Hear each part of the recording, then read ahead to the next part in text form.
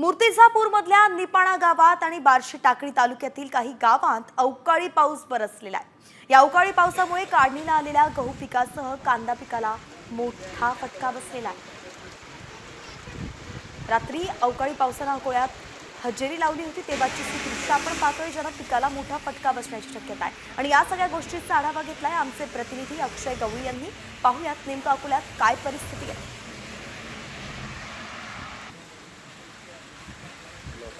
त्याच्यामुळे खूप प्रमाणात जसं आंबे झाले, ज्वारी झाली, पपई झाले, हे लिंबू झाले, असे खूप सारे जे फळबाग आमच्या शिवारात आहेत किंवा आमच्या शेतामध्ये आहेत, त्यांचं खूप प्रमाणात नुकसान झालेलं आहे।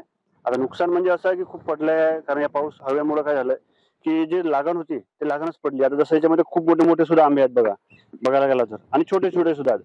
ज्याची छोट्याची वाढ होणार होती ती आता वाढणारच नाहीत, खाली पडलेले आहेत। असे असंख्य नुकसान झालेलं आहे सध्या बोरगाव परिसरामध्ये सध्या। लिंबूचं जे नुकसान पाहिलंय सध्या ते थोडंसं किरकोळ आहे, मात्र आंब्याचं मोठं नुकसान झालेलं आहे। सध्या आपण आपल्या हातात समजा आंबा पाहतो आपण, या मोठ्या ठिकाणी तुमचा आंबाही मोठा तयार झाला होता, तरी साधारणतः आंब्याचं किती नुकसान आहे?